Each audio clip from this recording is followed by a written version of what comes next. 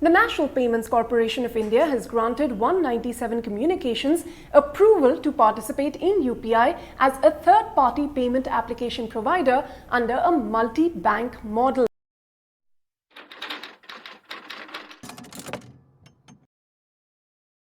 Now, what this means is that thanks to this license, Paytm's customers can continue to use the Paytm app to make UPI payments, because ultimately all UPI transactions have to be processed by a bank at the back end. In the case of Paytm, all this while it was Paytm Payment Bank, which now has to wind down its activities effective March 15 thanks to the RBI action against it.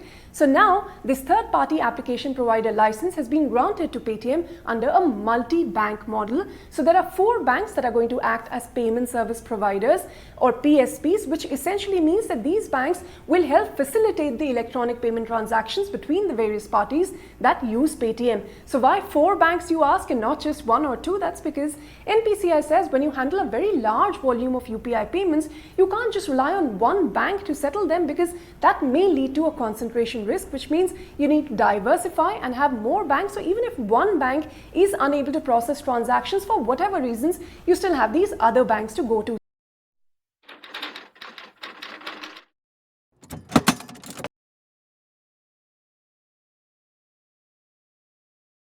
So Axis Bank, Yes Bank, HDFC Bank and SBI are the 4 banks that will now handle the UPI volumes for Paytm.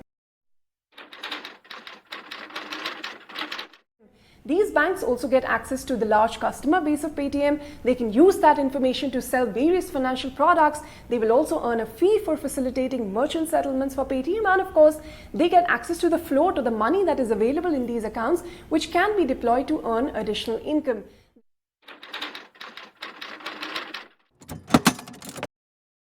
The bigger beneficiary, however, is Yes Bank. That's because NPCI has said that Yes Bank will be acting as the merchant acquiring bank for both existing and new UPI merchants for Paytm. Now remember, earlier Paytm had said that about 20% of its about 4 crore merchants had accounts that were only with Paytm Payment Bank. So these will now have to get shifted to Yes Bank, and in addition, any new merchants that Paytm acquires will also have their bank accounts linked with Yes Bank. So Yes Bank gets a sizable merchant base that it can cross-sell financial products to. So while Paytm can continue with its payment business thanks to this license from NPCI, there is expected to be some churn in the customer base, in the merchant base, but to what extent it is able to retain these customers, that is going to be very important for the company going ahead. Now, brokerages that have written about the company say they're going to watch out for how this affects their business model. Morgan Stanley, for instance, says it will watch out for updated commercials, that is revenue, etc., as Paytm Payment Bank's business moves to these other banks.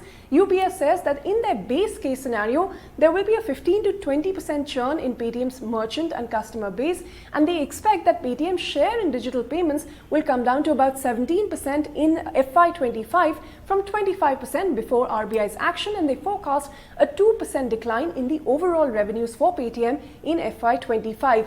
Jeffrey is another one. They expect a 8 to 15% hit to payment value and the app usage, and they expect the quantum of impact on the payment business to be limited to under 20% from before the RBI action levels. Of course, the company may also have to dip into its cash reserves of $1 billion plus to retain customers. It may offer them cash backs, attractive offers, and so on and so forth.